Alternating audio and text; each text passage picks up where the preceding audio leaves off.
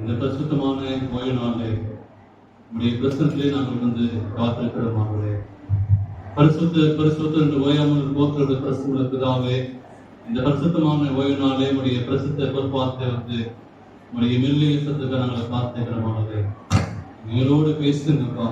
நாளிலே ஆண்டவரே இந்த வார்த்தை எங்கள் உள்ளத்திலே தேற்றும்படியாய் ஆவியானது எங்கள் உள்ளத்திலே குறைந்து விட்டு எரியும்படியாய் இயேசுவின் இந்த நாமத்தை ஜெபிக்கிறேன் ஜீவனற்ற பிதாவே.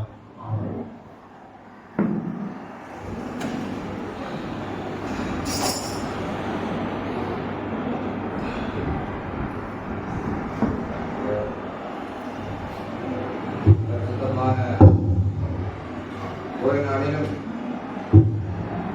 என்னுடைய சமூகத்தில் வந்திருக்கிறவங்க யாவரையும் புதிதாக வந்திருக்கிற ஒரு பிள்ளைகளை நான் வரவேற்றுக் கொள்வேன். மேலும் ஞானம் பொழுது எடுக்கிற பிள்ளைகளையும் வரவேற்கிறேன். நம்முடைய தெய்வீக ஆராதனை ஆரம்ப பாடலாக யாவரும் எழுந்திருந்தது பாட்டு புத்தகத்திலே முதலாம் பாகத்திலே 40வது பாடலை பாடுவோம். கூட்டி மீட்பர் நாமத்தில் அவர் பாடம் பாடுவோம். கூட்டி மீட்பர் நாமத்தில் அவர் பாதம் பணிவோம். இயேசுவை இந்நேரத்தில்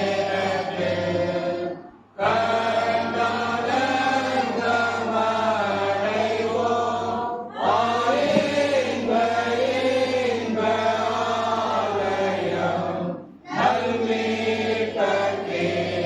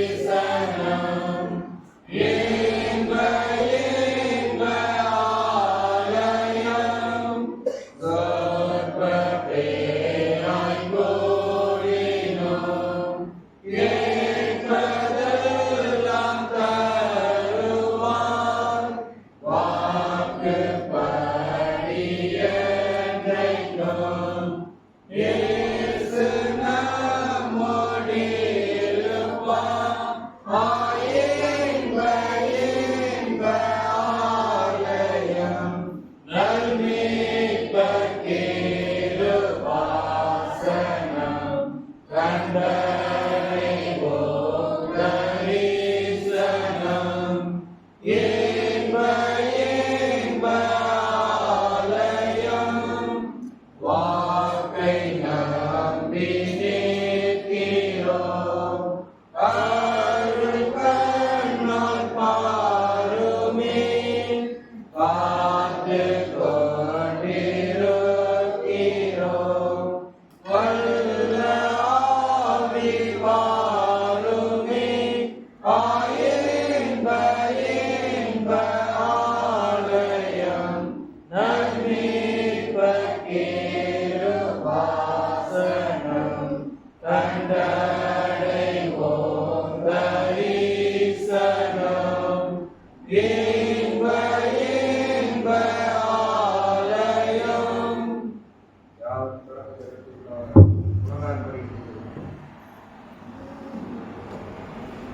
ஓய்வு நாளுக்கும் ஆண்டவராயிருந்து மணமக்களாகிய எங்களை கண்ணாக்கி பாதுகாத்து விட நன்றி பரவாயில்லை. இந்த மணமக்கள் சந்தோஷம் என்ற ஓய்வு நாளின் காலை வேளையிலும் உடைய சமூகத்திலே நாங்கள் ஒன்றோ இரண்டோ பேர் நாங்கள் இந்த இடத்திலே கூடியிருந்தாலும் தாவுமே நீர் எங்கள் மத்தியில் வாசமாயிருக்கிறீர் என்று நாங்கள் விசுவாசிக்கிறோம்ப்பா. இந்த நேரத்தில் மங்கார் படிக்கிற ஒவ்வொரு பிள்ளைகளுக்காகப்பா ஒவ்வொரு வேலை நிறைவேற்ற மாட்டேங்கிறோம்ப்பா. எவ்வளவு கஷ்டங்கள் மனபாரங்கள் தூக்கங்கள் துயரங்கள் மத்தியிலே தேடத்தை அவர்கள் வந்திருந்தார்கள். நீதாமே அவர்கள் ஆறுதலின் தேவனாயிருந்து தப்பனை அவர்களுக்கு வேண்டிய நல்ல சந்தோஷ சமாதானத்தை கட்டளை மாட்டிருக்கிறோம்ப்பா. விசேஷமா இந்த நாளிலும் திருமணத்து ஆயத்தப்பட்டு ஒப்படைக்க இருக்கிற அந்த பிள்ளைகளுக்காக இருக்கிறோம்ப்பா. நீதாமே அந்த பிள்ளைகளை ஆசீர்வதித்து தப்பனே உடைய வரம் அழைப்பின் பந்தயத்துக்காக கற்கை நோக்கி தொடர்கிற அந்த பிள்ளைகளாக அவர்கள் மாற நீர் ஒவ்வொரு பக்கப்படுத்துகிறோம்ப்பா. உடனே யாரும் முதல் முடிய மாட்டது அப்படி நாங்கள் பொறுப்பேற்று வழிநடத்த வேண்டும் என்ற தேசத்திற்கு மூலம் எங்கள் ஜெபத்தை இருக்கிறது நல்ல பிதாவே.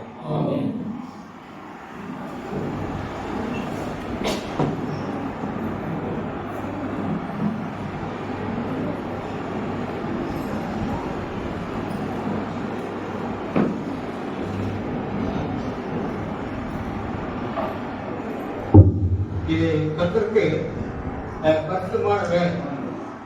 ஆண்டவர் நம்மை கடல் போன்ற நாட்கள் முழுவதும் புகழ்பெருமையோட பார்த்து மீண்டுமாக அவரை தரிசிக்கவும் ஆண்டவர் அநேக அற்புதங்களையும் அநேக அதிசயங்களையும் இந்த வாழ்க்கையிலே நிகழ்த்துகிறார். விசேஷமாக நமக்கு ஏற்பட இருந்த அநேகமான ஆபத்துகளில் நம்மை மீட்டிருக்கிறார், காத்திருக்கிறார், நம்மை ரட்சிக்கிறார். அப்படிப்பட்ட ஆண்டவருக்காக நாம் அவருக்கு நன்றி செலுத்தும் வண்ணமாக அவர் அவருக்காக நன்றி செலுத்தும் வண்ணமாக காணிக்கைகளை விசேஷமாக தசபாகம் பொருட்களை காணிக்கைகள் இன்னும் விசேஷ காணிக்கைகளுக்கால் முன்வந்து படைக்கும்படி அன்போடு அழைக்கிறேன்.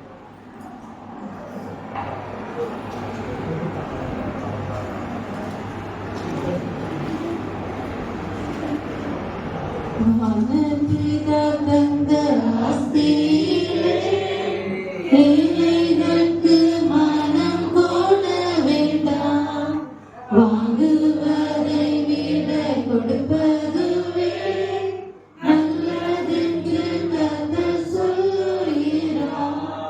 தானம் செய்ய இயேசு கேட்கிறாரே, கேட்கிறாரே, கேட்கிறாரே.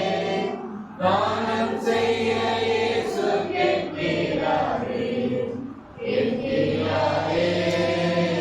உங்களை ஏழைகள் நம்மோடு காலமுமே இருப்பதை நாமும் காண்கிறோமே.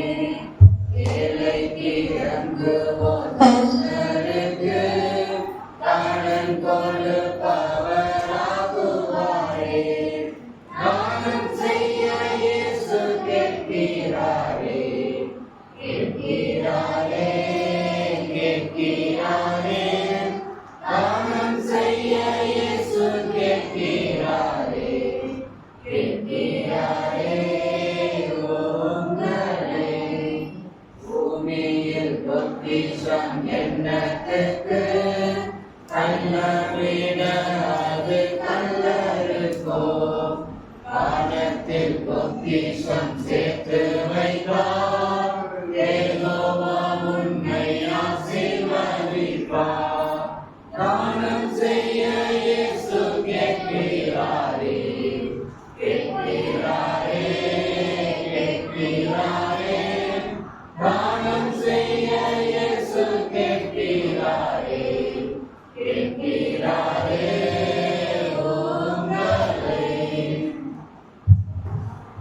உங்களை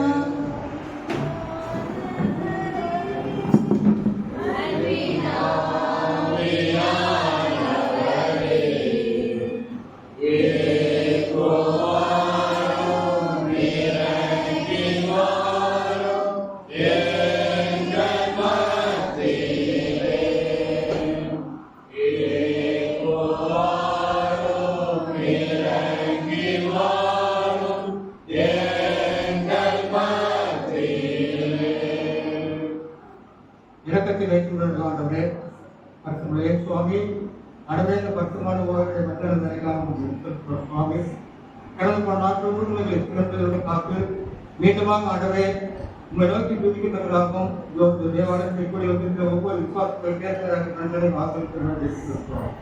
இந்த வேளையில கூட சுவாமி மனமோந்து படைத்திருக்கிற இந்த நற்பமானதும் பொருத்தனை காணிக்கைகள் இந்த விசேஷ காணிக்கைகளை இதில் ஆசிர்வதிக்க வேண்டுமாறு ஜெபிக்கிற சுவாமி கொடுத்த கரங்களை ஆசீர்வதிப்பாங்க.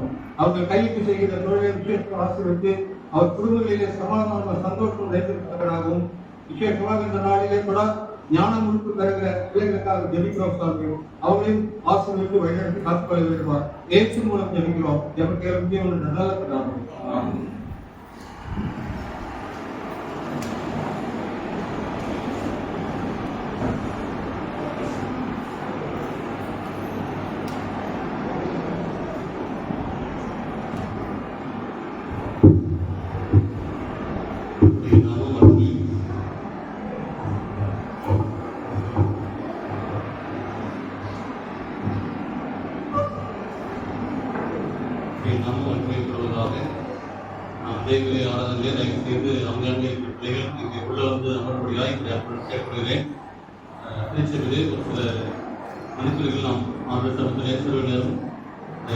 அமைத்து காத்து அவருடைய சத்தியத்தை நாம் தியானம் செய்கிறோம்.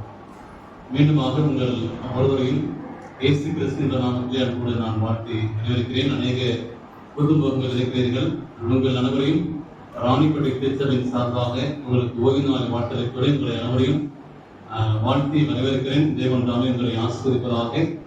இந்த நாளிலே பரலோகமே ராணிப்பேட்டை திருச்சபை பார்த்துக் கொண்டிருக்கிறது. சரிங்களா? ஒரு கண்குள்ளா காட்சிக்காக காத்து கொண்டிருக்கிறது. பரலோகத்தில் ஒரு பெரிய மகிழ்ச்சிக்குள்ளாய் போகக்கூடிய கருத்தாய் காத்து கொண்டிருக்கிறது. ஏனென்றால் ஞானம் முழுக்க எடுக்கின்ற போது பரலோகத்தில் மிகுந்த சந்தோஷம் வாசிக்கிறோம். சரிங்களா? இந்த 3% கொஞ்சம் ஃப்ரெண்ட்ல உட்காரிங்களா? இந்த ஞானம் முழுக்க எடுக்க போகிற பர்சன் தனிக்கு கொஞ்சம் அங்கே உட்காந்துங்க. நான் கொஞ்சம் ஃப்ரெண்ட்ல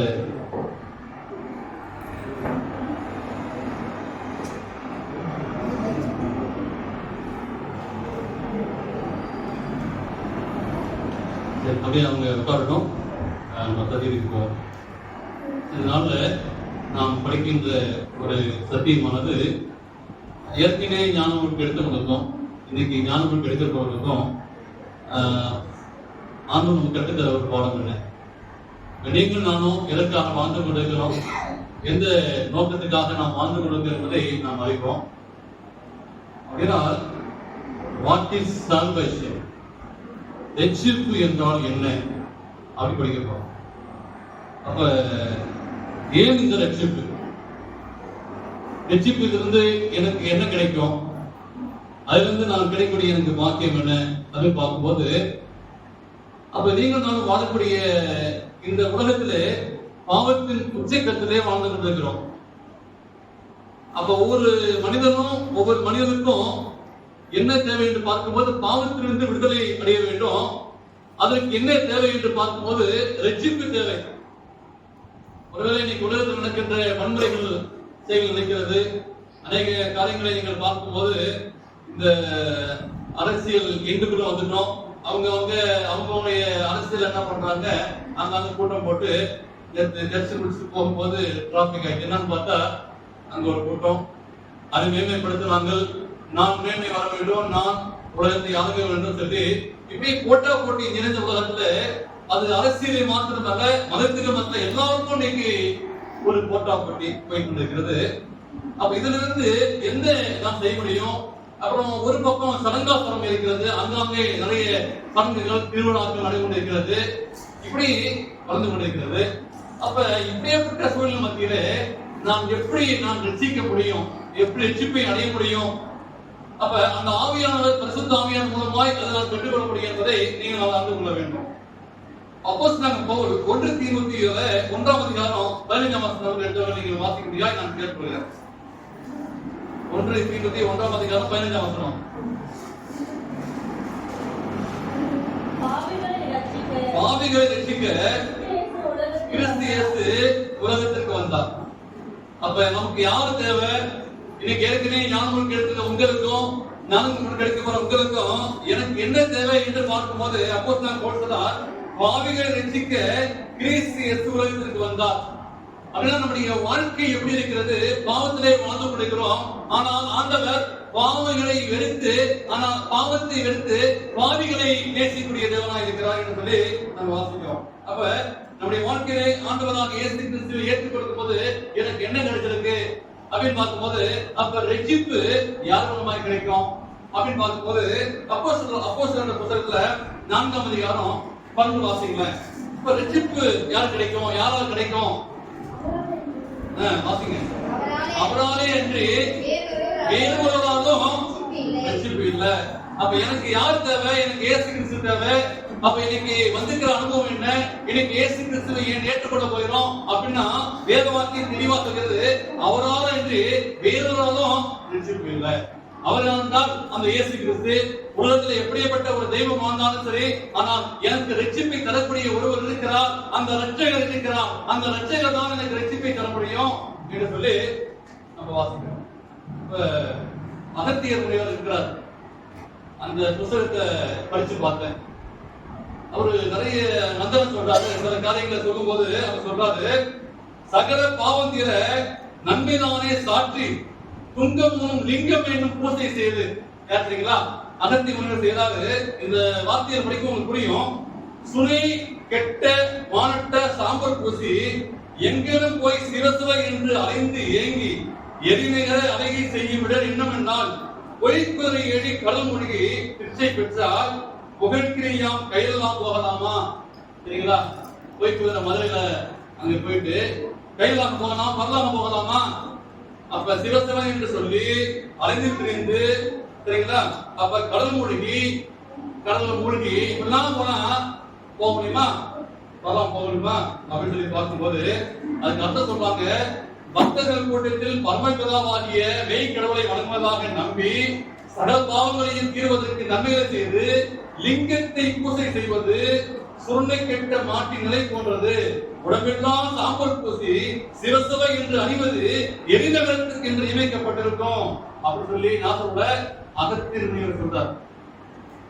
அப்ப இன்னைக்கு உலகம் எப்படி போயிட்டு இருக்கு, எதை நோக்கி போய் கொள்கிறாங்க என்று பார்க்கும்போது, அப்ப இந்த ரட்சிப்பானது இலவசம். ஆண்டவர் அதை கட்டாயப்படுத்தி கொடுக்கல, ஆண்டவர் அதை இலவசமா கொடுக்கிறார். அந்த இயேசு கிறிஸ்து வேண்டுமா? அந்த ரட்சிப்பை அடைந்ததாக உங்களுக்கு எனக்கும் அந்த இயேசு கிறிஸ்து வேண்டுமா? இந்த நாளே அதை நாம் பெற்றுக்கொள்ள வந்திருக்கிறோம். அப்போஸ்தலர் என்ற புத்தகத்துல ஒரு அருமையான ஒரு சம்பவத்துல ஒரு 3 பதிவு படிச்சு நான் சரி முடிக்க போறோம். அப்போஸ்தலர் 3ஆம் அதிகாரத்துல ஒரு அருமையான சம்பவம். அந்த இயேசுவை ரட்சிப்பு அவங்க பெற்றுக் கொள்றாங்க. அவங்க கண்ட அனுபவத்தை இந்த நாள் நம்ம படிக்க போறோம். 3ஆம் அதிகாரத்துல 1லிருந்து 4 வரைக்கும் கதை வாசிங்க. தேவாலயத்திலே பிரவேசிக்க போகிற பேதுருவையும் யோவானையும் அவன் கண்டு பிச்சை கேட்டான். பேதுருவும் யோவானும் அவனை உற்று பார்த்து எங்களை நோக்கி பார் என்றார்கள். அவர்கள் அவருக்கு ஏதாகிலும் கிடைக்குமா என்று அவரை நோக்கி பார்த்தார்கள். சரிங்களா? அப்ப என்ன வாசிக்கும் போது இங்க ஒரு தேவாலயத்துக்கு வெளியே இருக்கிறாங்க. யார் இருக்கிறாங்க பார்க்கும்போது அந்த 3ஆம் வசனத்துல வாசிச்சோம். அவங்க யார் இருக்கிறாங்க? 1ஆம் வசனம் பார்க்கும்போது தேவாலயத்திலே பிரவேசிக்கிற போது பேதுருவையும் யோவானையும் அவர்கள் கண்டு பிச்சை கேட்டார்கள். யாரு அப்படின்னு பார்க்கும்போது 2ஆம் வசனம், அப்போது தாயின் வயிற்றிலிருந்து சப்பானியை பிறந்த ஒரு மனுஷனை சுமந்து கொண்டு வந்தார்கள். தேவாலயத்திலே பிரவேசிக்கிறதுக்கு பிச்சை கேட்டுக்கொண்டு. அப்ப பாருங்க, சில சர்ச்சுக்கு போகும்போது சர்ச்சில் என்ன பண்ணி யார் பாட்டுப்பாங்க வெளியே நம்ம காசு தான் போடுவோம், காசு வாங்க போயிடும். அப்ப அவங்களுடைய காலம் எப்படி இருக்கு? அவங்க எங்க இருக்கிறாங்க? தேவனுக்கு வெளியே இருக்கிறாங்க. அப்ப அங்க ஒரு ஆலயம் இருக்கிறது. அந்த ஆலயத்துக்கு வெளியே உட்கார்ந்து பிச்சை போட்டிருக்காங்க. அப்ப மண்ணின் மேல் அமர்ந்து, ஏன்னா கையால நடக்க முடியல, அமர்ந்து உட்கார்ந்து பாக்குறாங்க. அப்ப ஒவ்வொரு நாளும் வெளியே உட்கார்ந்து பாக்குறாங்க. இந்த பேதுருவையும் யோவானும் போறாங்க வராங்க. அப்ப உலகம் இன்னைக்கு நீங்களும் நானும் பைபிள் எடுத்துட்டு சர்ச்சைக்கு போறோம் வரோம். இந்த சனிக்கிழமை சர்ச்சைக்கு போறாங்களே, இன்னைக்கு ஞாயிற்றுக்கிழமை சர்ச்சைக்கு போவாங்க அப்படின்னு பாக்குறாங்க. உலகம் நமக்கு தெரியும், உங்களுக்கு தெரியாது. நீங்க நானும் 7th standard தெரியும். உலகம் நம்மளை பார்க்கிறது, உலகம் நம்மளை பார்த்து கொண்டிருக்கிறது. நீங்கள் யார் என்று நமக்கு தெரியாது, ஆனால் உலகம் பார்த்து கொண்டிருக்கிறது. அங்கே பிச்சை கேட்டுக்கொண்ட யாரை பார்க்கிறாங்க? பேதுருவையும் யோவானையும் பார்க்கிறாங்க. தேவனுக்கு பிரியமான பிள்ளைகளே, இதிலிருந்து நான் கற்றுக்கொண்ட ஒரு காரியம் என்னென்றால், வெளியே உள்ள உலகம் ஒன்றை என்னையும் வாட்ச் பண்றாங்க, பார்க்கிறாங்க. நம்முடைய பேச்சு என்ன, நம்முடைய செயல் என்ன அப்படின்னு நம்ம யார் என்பதை உலகம் பார்த்து கொண்டிருக்கிறது. நமக்கு தெரியும், நம்முடைய யாருமே பார்க்கல, நமக்கு தெரியாது அப்படின்னு நினைச்சுக்கிறோம். ஆனா உலகம் பார்க்குது. வெளியே உட்கார்ந்து யார் பார்க்கறாங்க? பேதுரு யோவான் யாருக்கு பார்க்கறா? பிச்சைக்காரன் பார்க்கறான். பாத்தீங்களா நிலைமை எப்படி ஆச்சு பார்த்தீங்களா? நம்ம ஒரு புத்தகத்துல வாசித்தேன். ஒரு மிஷனரி ஊழியத்திற்காக என்ன செய்யறாங்க, ஒரு சிஎஸ்சி சர்ச்சில் மிஷனரி ஊழியத்திற்காக அங்க ஐயர் அனௌன்ஸ்மெண்ட் பண்ணாராம். இது மாதிரி ஒரு 3 மிஷனரிக்கு ஒரு மோட்டர் பைக் வாங்கி தரணும் அப்படின்னு சொல்லி, யாராச்சும் உங்கள யாராச்சும் இருந்தா நீங்க என்ன செய்யணும், உதவி செய்யுங்க அப்படின்னு சொல்லி ஒரு 3 வாரம் அனௌன்ஸ் பண்ணி பண்ணலாம். அந்த ஒரு வாரம் கொஞ்சம் காசு கொடுத்தாங்க, 2ஆம் வாரம் காசு வந்துச்சு, 3ஆவது வாரம் அனௌன்ஸ்மெண்ட் பண்ணாங்களா, இந்த வாரம் கடைசி வாரம் நம்ம என்ன செய்யணும், அந்த மிஷனரிக்கு நடந்து போறாங்க, அவங்களுக்கு பைக் வாங்குறதுக்கு ஏதாச்சும் உதவி செய்யணும்னு சொல்லி அந்த கலெக்ட் பண்ணாங்களாம். அப்ப வெளியே உட்கார்ந்தாங்க பாத்தீங்களா, யாருங்க அவங்க கேட்டாங்களாம், ஐயோ ஏசப்பா ஊழியம் செய்றாங்கல்ல, அவங்களுக்கு வந்து அந்த மிஷனரிகள் நடந்து போறாங்களா, அவங்களுக்கு என்ன தேவை, பைக் தேவைன்னு சொல்லிட்டு அந்த முடிவிட்டு கடைசியா யாராச்சும் தேங்காய் போகும்போது அந்த பிச்சைக்காரத்தை கொண்டு வந்து அந்த காணிக்கை கொண்டு வச்சாங்களாம். இல்லைங்களா? எதுக்காக? மிஷனரி நடந்து போறாங்களே அப்படின்னு சொல்லிட்டு வெளியே இருந்தவங்க இதை கேட்டு கேட்டு ஊழியம் அப்படி சொல்லி கொண்டு வந்து என்ன பண்ணாங்க, இது எங்களால முடிஞ்ச ஒரு காணிக்க, இதை மிஷனரிக்கா வச்சுக்கொள்ளுங்கன்னு சொல்லி அந்த சபையே பார்த்துச்சா. வெளியே இருந்தவங்க உள்ள வந்து, ஐயா காசு இருக்கா கேட்டு நம்மகிட்ட இருந்து வாங்கி நாம ஊழியத்துக்காக கொடுத்துருக்காங்க. பாத்தீங்களா? அப்ப வெளியே இருக்கிறவங்க என்ன கேட்கிறாங்க, வெளியே இருக்கிறவங்க உள்ள இன்னும் நடக்குது, இன்னும் சத்தியம் கேட்குது அப்படின்னு கேட்கிறாங்க. உள்ள இருக்கிற நம்ம பாஸ்ட் எப்ப முடிப்பாரு, எப்ப ஓய்வு முடியும், எப்ப வீட்டுக்கு போலாம். ஆனா வெளியே இருக்கிறவங்க என்ன பண்றாங்க, நம்ம ஊழியத்துக்கு வெளி ஊழியத்துக்காக காணிக்கை நம்மள்கிட்ட இருந்து காசு இருக்கிறவங்க இது ஊழியத்துக்காக வைக்கப்படுறாங்க கொடுத்தாங்க. அப்படி ஒரு துன்பித்து போறாங்க சபை வெளியே உட்கார்ந்து கொடுத்தவங்க. அப்ப பேதுரு யோவானும் விட்டு கேட்கிறாங்க, ஆலயத்துக்கு உள்ள இருக்கிற நம்முடைய நிலைமை எப்படி இருக்கு அப்படின்னு பார்க்கும்போது நம்ம உட்கார்ந்து நல்லா கேட்கிறோம். 4ஆம் வசனம் வாசிங்க. பேதுருவும் யோவானும் அவனை உற்று பார்த்து எங்களை நோக்கி பா. இன்னைக்கு வந்திருக்கிற இன்னைக்கு நோக்கம் என்ன, ஏதாச்சும் கிடைக்குமா அப்படின்னு அங்க சொல்றாங்க. பேதுரு யோவானை பார்த்து நாங்க வெளியே விட்டு இருக்கிறோம் அப்படின்னு சொல்றாரு, எங்களையே நீங்கள் நோக்கி பாருங்கள், கர்த்தருடைய கண்கள் உலாவிக் கொண்டிருக்கிறது. அப்ப கர்த்தர் நீதிமானை நோக்கி பார்த்து கொண்டிருக்கிறார்.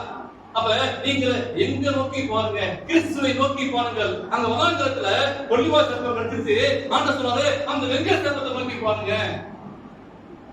அப்ப உங்களுக்கு கடி இருக்கும், வேதனை இருக்கும், வலி இருக்கும், ஆனால் கடிப்பட்டவன் எவனோ, வலிப்பட்டவன் எவனோ, அப்ப அந்த ஒலிவ சர்ப்பம் கடிக்கும் போது வெங்கட சர்ப்பமாகிய இயேசுவை நோக்கி பாருங்கள். அப்ப இன்னைக்கு ஏற்கனவே இயேசு கிறிஸ்துவை ஏற்றுக்கொண்டு இன்னைக்கு ஞானங்களுக்கு கட்டுப்பட உங்களுக்கும் எனக்கும் ஆனந்த இது வரைக்கும் நான் யார் நோக்கி பார்த்தேன், இதுவரைக்கும் என்னுடைய போக்கு சேலை நோக்கி நான் பார்த்தேன். ஆனா இன்னைக்கு இந்த திருச்சபை ஒரு வித்தியாசமா இருக்கு. ஒரு சிலை இல்லையே, ஒரு படம் இல்லையே, இது என்ன சபை? ஒண்ணுமே இல்லையே. அவ என்ன இருக்கு? 7 பொன் உலாமத்துல அந்த இயேசு கிறிஸ்து இருக்காரு. அவரை நோக்கி நீங்க பாருங்கள். இதுவரைக்கும் நீங்க தீர்மானம் இன்னைக்கு ஒரு புது அனுபவமா இருக்கும். அந்த இயேசுவை நோக்கி பார்க்க வேண்டும். பேதுரும் யோவானும் அங்க பாக்குறாங்க. நீங்க இயேசுவை நோக்கி பாருங்க. இவருக்கு பிரியமானவர்களே, ஏற்கனவே ஆளுநர் கட்ட பிள்ளைங்க எதை நோக்கி பார்த்தோம்? என்னுடைய சிந்தனை எங்க இருந்துச்சு? எதை நோக்கி நம்ம போடணும்?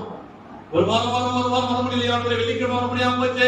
ஆனே எனக்கு ஏதோ ஒரு காரியம் எதை நோக்கி நான் பார்த்தேன். ஆனால் இயேசுவை நோக்கி நான் பார்க்க வேண்டுமே. அவங்க என்ன பண்றாங்க? நோக்கி பார்க்கறாங்க. இயேசுவை சொந்த ரட்சகராக பெற வேண்டும். தேவனுக்கு பிரியமானவர்களே, நமக்கு நேரம் இல்லை. 5ஆம் வசனம்.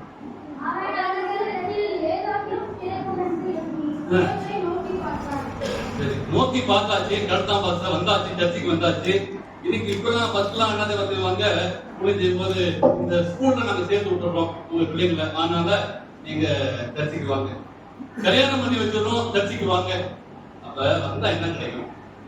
என்ன சபை? ஞாயிற்றுக்கிழமை சபைக்கு போனா சாப்பாடு போடுறாங்க சரிங்களா? 2000 ரூபாய் இருந்தாலும் சரி, வாரனால சாப்பாடு போட்டுறாங்க, அரிசி கொடுத்துடுறாங்க, சேமத்திரை பாசத்துக்கு வருவாங்க, ஜோம் பண்ணி போயிடுறாங்க. என்ன கிடைக்கும் நோக்கி பார்த்தா? சரிங்களா? வெண்டியா சர்ச்சுக்கு போனா வீடு கட்டி தராங்க, ட்ரெஸ் எடுத்துறாங்க. ஒண்ணுமே இல்லையா இந்த சபையில? அப்ப இங்க நான் பார்க்கும் போது அதே கொள்கைதான். எங்களுக்கு என்ன கிடைக்கும்? 5ஆம் வசனம் சரிங்களா? நான் வாசிக்கிறேன். அப்ப என்ன கிடைக்கும்? உலகம் இன்னைக்கு நீங்க நானும் போய் கொண்டிருக்கும் போது ஏதாச்சும் கிடைக்குமா அப்படின்னு சொல்லி பார்த்து கொண்டிருக்கிறோம். தேவனுக்கு பிரியமான பிள்ளைகளே, அப்ப நான் அவர் நோக்கி நான் பார்க்கும்போது எனக்கு கிறிஸ்துவனாக மாறி ஏதாச்சும் கிடைக்குமா அப்படின்னு சொல்லி நம்ம கொடுக்கிறோம். ஆனால் அப்படி இல்ல. தேவன் நமக்கு தரக்கூடிய ஒரு ஆசீர்வாதம் என்றால் அவர் நோக்கி நாம் பார்க்க வேண்டும்.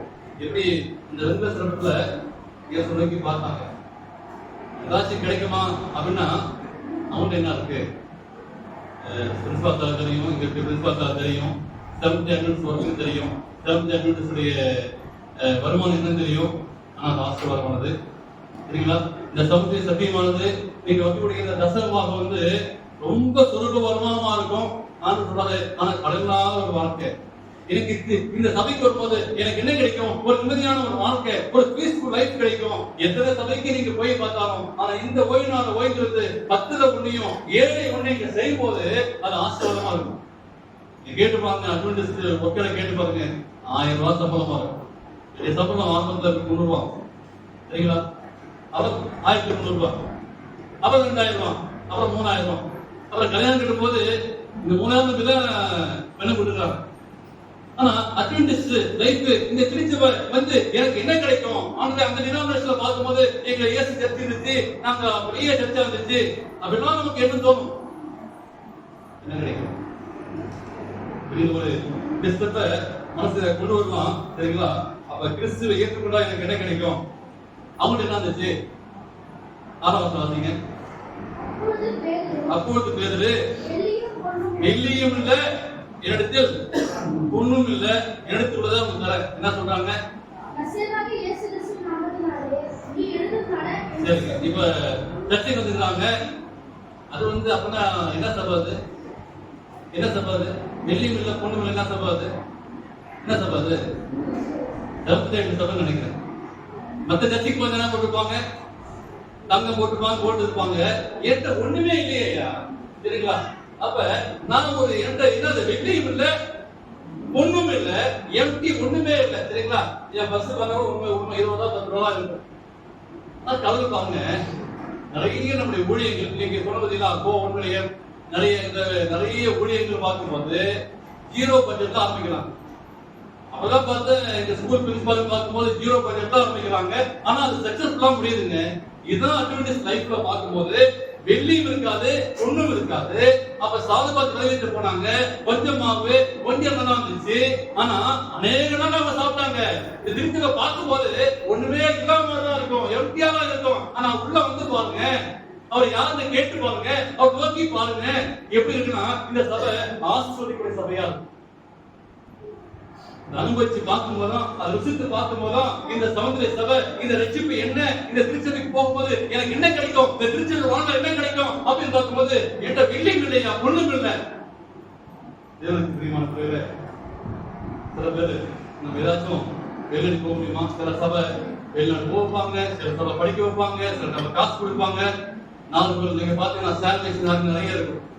சரிங்களா? உதவி செஞ்சு சாப்பாடு கொடுத்து சோப்பு கொடுத்து சீட்டு கொடுத்து உட்கார வச்சு அவங்களை எப்படியாச்சும் கொண்டு வந்து அப்படிலாம் செஞ்சு பார்ப்பாங்க. ஆனா அந்த சபையில உதவி செய்ய ஒண்ணுமே இல்லையே, ஒண்ணுமே இல்லை. அடுத்த வாக்கு எடுக்கிற ஒன்றுமே இல்லை. தேவனுக்கு பிரியமான பிள்ளைகளே, அந்த இப்ப பணம் இருக்கிறீங்களா, அது என்ன தெரியுங்களா? இது என்னது? என்னது? Printing paper. அப்படிதானே? இது அரிசி போமா இருக்காதா, செல்லரிசி போமா இருக்காதா, எரிச்சு எரிங்க தானே. அப்ப ஆண்டவர் சொல்றாரு ஒண்ணுமே இல்ல. யோசேப்பு ஒன்றுனா இல்லாம இருந்தான், தேவனையே சார்ந்து இருந்தான். சரிங்களா? அப்ப யோசிப்பாங்க, ஆண்டவர் ஒண்ணும் இல்லாம நம்மளை எடுத்து ஆண்டவர் சொல்றாரு எனக்கு நீதான் தேவை. அப்ப அந்த காணிக்கை போட்டாங்க, இருக்கிற எல்லாத்துமே நம்ம போட்டாங்க, ஒண்ணும் இல்லையா? அப்ப எனக்கு நீதான் தேவை, உங்களதான் ஆண்டவர் உழைக்கிறாரு, நீதான் இந்த திருச்சபைக்கு தேவை, உங்களதான் ஆண்டவர் உழைக்கிறாரு அப்படின்னு சொல்லி பேர் சொல்றாங்க. என்ன அவங்க பாக்குறோம், நீங்க கட்சிக்கு வந்தோம், பேர்ல பார்த்தாங்க, வாசல் உட்காந்து வந்தோம். உண்மை பிரியமானவர்களே, கர்த்தருடைய நாமத்தினால். ஆனா ஒண்ணு எனக்கு இருக்கு, அது வேணுமா உங்களுக்கு? இருக்கு, எல்லாரும் வேணுமா? என்கிட்ட வெள்ளியும் இல்லை, ஒண்ணும் இல்லை, பட் ஒண்ணு இருக்கு. உங்களுக்கு வேணுமா? உங்களுக்கு வேணுமா? இயேசு கிறிஸ்து நாமம் வேணுமா? அது சொல்றாங்க. என்கிட்ட ஒண்ணே ஒண்ணு இருக்கு. அந்த 6ஆம் வசனம் வாசிங்க.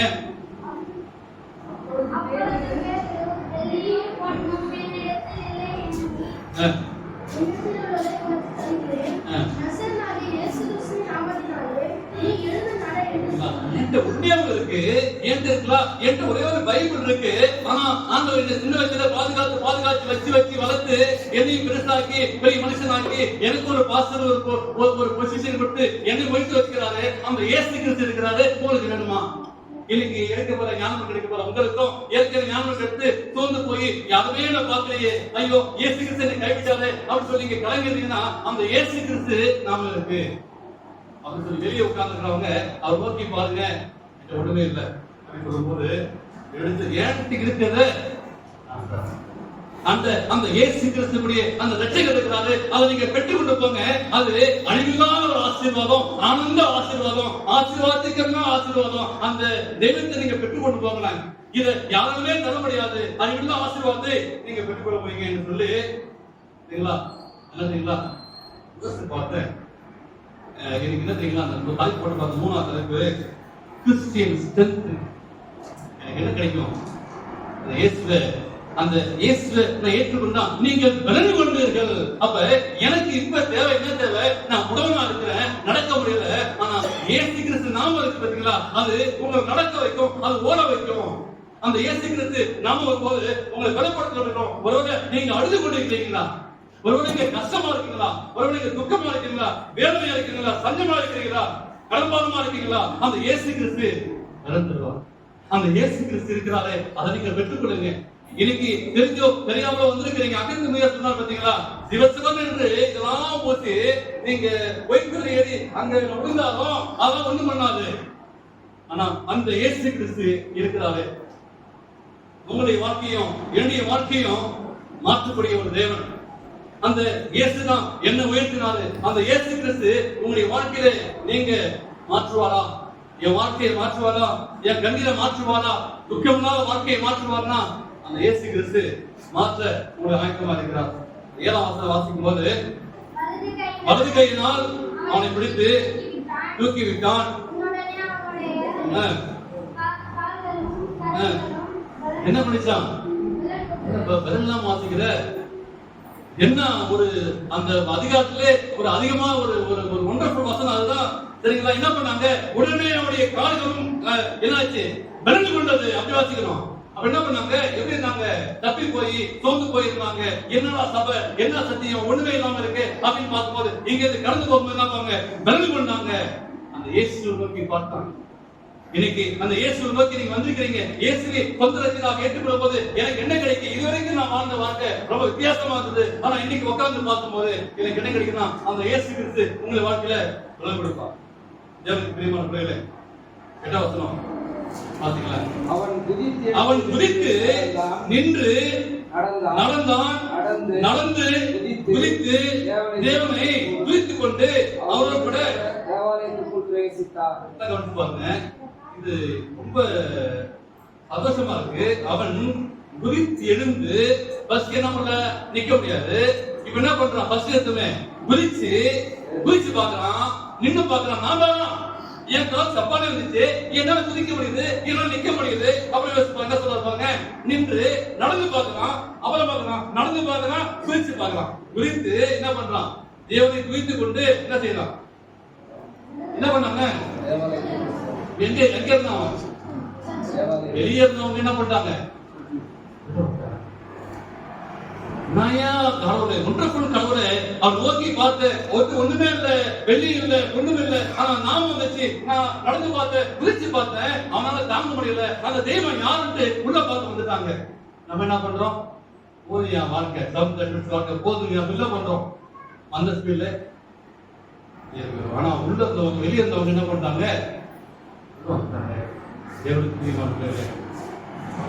இந்த வெளியே இருந்த பிச்சைகளுடைய வாழ்க்கையை பார்க்கும்போது சப்பானியா இருந்தாங்க, வேதனைப்பட்டாங்க, கஷ்டப்பட்டாங்க.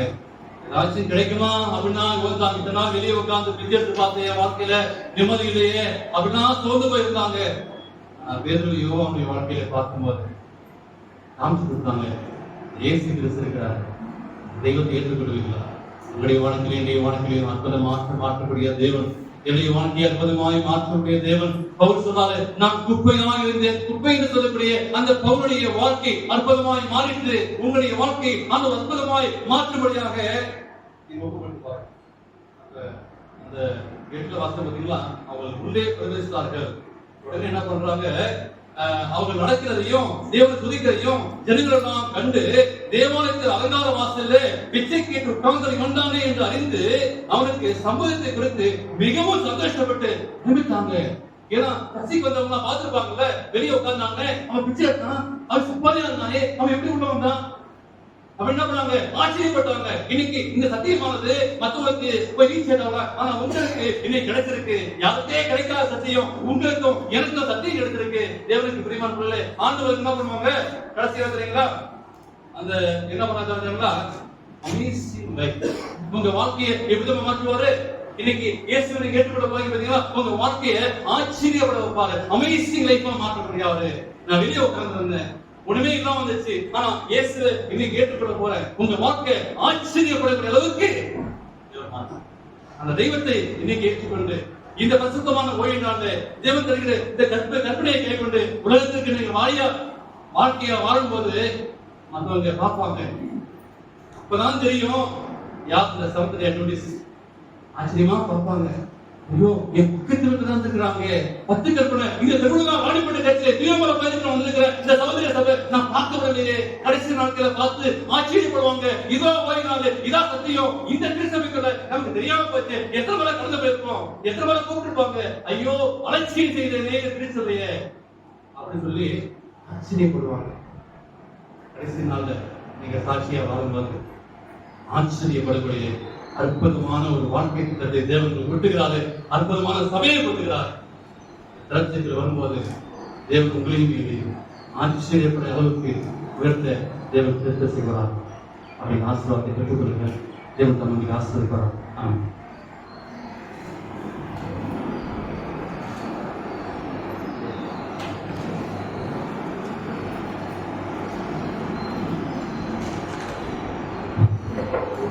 முடிவு பாடலாக யாவரிலிருந்து முதலாம் பாட்டு 178வது பாடல் நல்ல செய்தி இயேசுவை நோக்கி பார்ப்பார். பாடலை 178. நல்ல செய்தி இயேசுவை நோக்கி பார், நம்பி வந்து அவரை நோக்கி பார், எந்த பாவி மாட்டேன் என்கிறார். துரோகம் செய்த போதிலும் நோக்கி பார் ரட்சிப்பார். எங்கும் செய்தி சொல்லுவோம் நோக்கி பார் ரட்சிப்பார். தேசம் தேசம் போருவோம் நோக்கி பார் ரட்சிப்பார். எந்த நாடு தீவிலும் இயேசு காத்து நிற்கிறார். மூடநீசனாகிலும் நோக்கி பார் ரட்சிப்பார். இன்னும் கேள் மானேசரா இயேசுவே காக்கிறார். நம்பும் பக்தரை எல்லாம் காக்கிறார் காக்கிறார். சற்றும் தவறாமலும் கையிலேந்தி கொள்ளுவார். கேடுபாடில்லாமலும் காக்கிறார் காக்கிறார். சுவிசேஷம் இதுவே காக்கிறார் காக்கிறார். பாவம் நீக்கி பின்னுமே காக்கிறார் காக்கிறார். ராஜ்யம் சேரும் அளவும் தாங்கிக் கொண்டே இருப்பார்.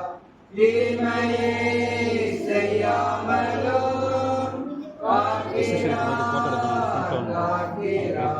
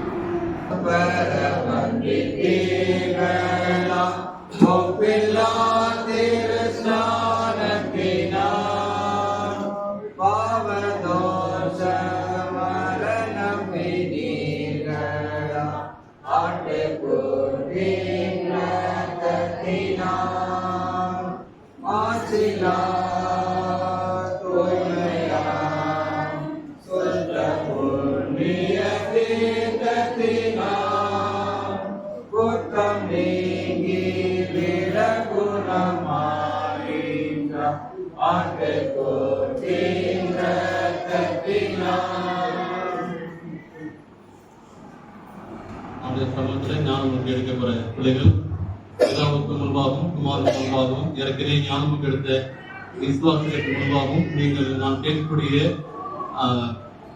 வருகைக்கு நீங்கள் உங்களுடைய கரங்களை தூக்கி ஆம் என்று அல்லது நீங்கள் சமூகம் தெரிவிக்கின்றோம். ஞானமுக்கு எடுக்கிற பிள்ளைகள் தினமாக தேவனையும் குமாரனாகிய இயேசு கிறிஸ்தையும் பரிசுத்த ஆவியானையும் நான் விசுவாசிக்கிறேன் என்று சொல்லி நீங்கள் உறுதியளிக்கிறீர்களா?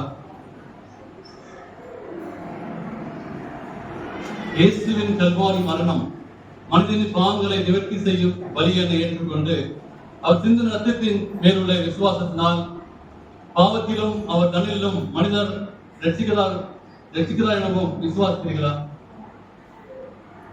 உலகத்தையும் அதன் பால்வடையையும் வெறுத்துவிட்டு இயேசு கிறிஸ்துவை என்ற சொந்த ரட்சகராக ஏற்றுக்கொள்கிறேன்.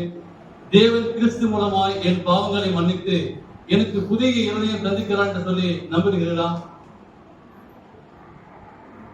பரலோக பரிசுத்தலத்தில் கிறிஸ்து என்று மத்தியஸ்தராக இருக்கிறார் என்று உணர்ந்து அவருடைய நீதியை விசுவாசத்தில் ஏற்றுக்கொள்கிறேன். அவர் சித்தப்படி நடக்க விளங்குவதற்கு எனக்கு வாக்குகள் இல்லை, அவருடைய பரிசுத்த ஆவியானை பெற விரும்புகிறேன் சொல்லி நீங்கள் விசுவாசிக்கிறீர்களா? வேதாகமும் தேவ ஆவியின் ஏவுதலாய் வசனம் என்றும் கிறிஸ்துவரின் விசுவாசத்திற்கும் நன்னடக்கைக்கும் இதுவே சட்டம் என்று நம்புகிறீர்களா? 10 கற்பனை இன்னும் கிறிஸ்துவை கட்டுப்படுகிறது என்று ஏற்றுக்கொண்டுகிறேன். வாரத்தின் 7ஆம் நாளை கர்த்தருடைய ஓய்வு நாளாய் ஆசரிக்க கட்டிடும் 4வது கற்பனை உட்பட இந்த கற்பனையை இன்னொரு கிறிஸ்துவின் வல்லமையாய் கைக்கொள்வது என் நோக்கம் என்று சொல்லி நீங்கள் விசுவாசிக்கிறீர்களா? தேவனுடைய ஆலயமாக என் சரீரத்தை கெடுக்கக்கூடிய மதுபானம், புகையிலை, வெற்றிலை பாக்கு, அசுத்தமான ஆகாரம் யாவும் தள்ளி தேவனை மகிழ்வுபடுத்துவது எனது விருப்பம் என்று சொல்லி நீங்கள் வாக்கு கொடுக்கிறீர்களா? ஒரு மெய் தெய்வ கிறிஸ்துவனுக்கு ஆகாத ஆபரண அலங்கரிப்பை நான் நிறுத்திவிட சம்மதிக்கிறீர்களா? அதாவது கையிலையும் மூக்கிலையும் கொலுசு இதெல்லாம் மெய் கிறிஸ்துவனுக்கு ஆண்டு சொன்னாரு, லட்சணம் முழுவதற்கு அலங்கரிப்பு இறங்குன்னு சொல்லி பயன்படுத்தா. அப்ப இயேசு சீக்கிர வருகை எனது இருதயத்தில் ஒரு பாக்கியமான நம்பிக்கையா இருக்கிறது. அவரை சமாதானத்தை சந்திக்க ஆயத்தப்படவும் மற்றவர்களை அவருடைய வருகைக்கு ஆயத்தப்படுத்துவது என்று தீர்மானிக்கிறீர்களா? இந்த செவன்த்-டே அட்வென்டிஸ்ட் சபை ஸ்தாபனத்தை நான் விசுவாசிக்கிறேன். எனது தசம்பாகம், காணிக்கை, பிரயாசம், செல்வாக்கு இவற்றால் சபையை ஆதரிப்பது என நோக்கம் என்று சொல்லி நீங்கள் விசுவாசிக்கிறீங்களா? தீர்க்கதரிசன வரம் மீதியான சபையின் ஒரு அடையாளம் என விசுவாசிக்கிறீர்களா? செவன்த்-டே அட்வென்டிஸ்ட் சபை போதிக்கிற வேதாகமத்தின் அதாவது 28 மூல உபதேசங்களை அறிந்துணர்ந்து எனது ஜீவித்தை இந்த உபதேசத்திற்கு ஏற்ப தேவ கிருபையால் சரிப்படுத்துவது என்ற நோக்கம் என்று சொல்லி நீங்க விசுவாசிக்கிறீங்களா?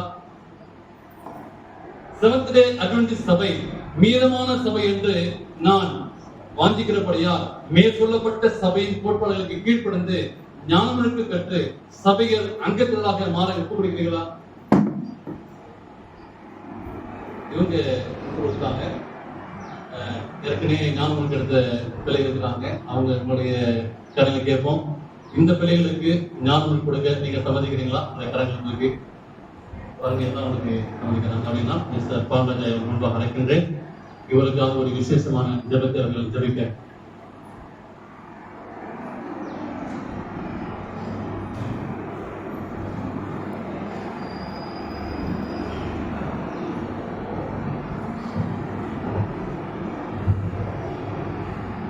கண்களை மூடி ஜெபிக்கலாம்.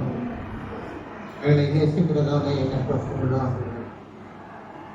நன்மையான நாளின் பொழுதிலும் உங்களுடைய சன்னிதானத்தில் உங்களுடைய பிரசனம் சூழ்ந்திருக்கின்ற நன்மையான வேலையை உண்மை நம்பி உண்மை ஏற்றுக்கொண்டு உங்களுடைய திருவசனங்களினாலே தங்களை முற்றிலுமாக ஒப்புக் கொடுத்து ஞான ஸ்நானம் பெற வந்திருக்கிறதானே அருமையான பிள்ளைகளை உங்களுடைய கருத்தில் ஒப்புக் கொடுத்து ஆண்டவரே இன்றைய நாளிலும் அவர்கள் உங்களுடைய நாமத்தின் நிமித்தம் ஞானம் கொடுத்து பெற இருக்கிறார். அதற்காக உங்களுக்கு கோடான நன்றிகளை தகப்பனே, பரலோகம் மகிழ்ந்திருக்கிறது. இது தேவனுடைய சித்தம். கர்த்தர் தம்முடையவர்களை கூட்டி சேர்ப்பார், தேவன் தம்முடையவர்களை அறிவார் என்ற வாக்குகளுக்கு இணங்க இந்த சத்திய வேதத்திற்குள்ளாக தங்களை ஒப்புக் கொடுத்து இருக்கிறதான ஞானம் முழுக்க இருக்கிறதான அருமையான பிள்ளைகளை உங்களுடைய சமூகத்திற்கு முன்பாக முன்னிறுத்தி உங்களுடைய கருத்தில் ஒப்புக் கொடுக்கிறோம்ப்பா. என் ஆண்டவர் தாமே இருதயங்களை ஆராய்ந்து அறிந்திருக்கிறவர், பிள்ளைகளுடைய வாஞ்சிகளை அறிந்திருக்கிறவர். உம்மண்டையிலே சேர்க்கிற இந்த நல்ல நாளை அவர்களுக்கு ஆசிரியருக்கு தாரும், ஞானம் முழுக்க ஆசிரியருக்கு தாரும். அவர்கள் இருதயங்கள் மாற்றப்பட்டு அவருடைய வாழ்க்கை பரலோகத்தின் வாழ்க்கையாக, உன்னதத்தின் பிள்ளைகள் என்கின்ற நல்ல வாழ்க்கையாக அவருடைய வாழ்க்கை மாறத்தக்கதாக உதவி செய்யுங்கப்பா. இந்த ஞானம் ஒழுங்கை கொடுக்க இருக்கிறதான உங்களுடைய தாசரை உங்களுடைய கருத்தில் ஒப்புக் கொடுத்து வேண்டிக் கொள்கிறேன் சுவாமி. இந்த நிகழ்வினை நடத்துகிற தம்முடைய மகனுக்கு உங்களுடைய ஆவியானவர் துணை கொண்டு உங்களுடைய பலத்தினால நீரே அந்த பிள்ளைகளுக்கு ஞான ஸ்நானம் கொடுக்கிறேன் என்பதை இவர் மூலமாக நாங்கள் அறிந்து கொள்ள உதவி செய்யுங்க.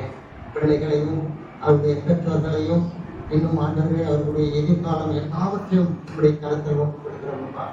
ஏற்கனவே மண்டையில் சேர்க்கிறவர்களின் தகப்பனே எந்த அசதிகளோ எந்த விதமான தடைகளோ அல்லது எந்த விதமான சட்டமுடைய செயல்களோ அந்த பிள்ளைகளுடைய வாழ்க்கையில் விரோதமாக நம்ம எழுப்பாதபடி கட்டத்துக்கு பயன்படுத்தலை ஞானத்தின் ஆரம்பம் என்கின்ற வார்த்தையை இந்த வேத எழுத்துக்களை தங்கள் இருதயத்தில் வைத்து எந்த காரியங்கள் செய்தாலும் தேவனுடைய நாமத்திற்கு மகிழ்ச்சியாகவே வேத வசனங்களே எங்களுடைய வாழ்க்கையின் சட்டங்கள் என்று தீர்மானித்து உங்களுக்குள்ளாக ஒப்புக் கொடுக்கிற பிள்ளைகளை நீர் ஆசீர்வதிங்க. போதுகிற ஆசிரியர் வந்திருக்கிற அவருடைய பெற்றோர், கூட்டாளர், உறவினர்கள், சபை விசுவாச பிள்ளைகள், நீங்கள் ஒவ்வொருவரையும் ஆண்டவரே இந்த நாளில் ஒப்புக் கொடுக்கிற பொழுது எங்களையும் ஆசீர்வதித்து எங்கள்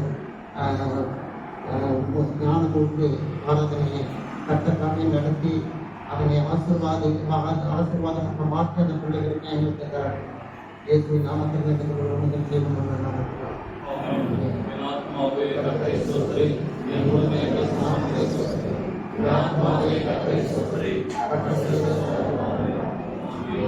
நம்முடைய பெற்றாக இயேசு கிறிஸ்து கிருபையும் விதமாக தேவனுடைய அன்பும் பரிசுத்தாவுடைய இணைவும் ஐக்கியமும் சந்தோஷமும் சமாதானமும் ஏற்கனவே ஞானமும் கிடைத்த பெயரோடும் இதனாலே ஞானம் ஒப்புக்கொடுத்த பெயரோடும் இன்றும் என்றும் சதா இருப்பதாக.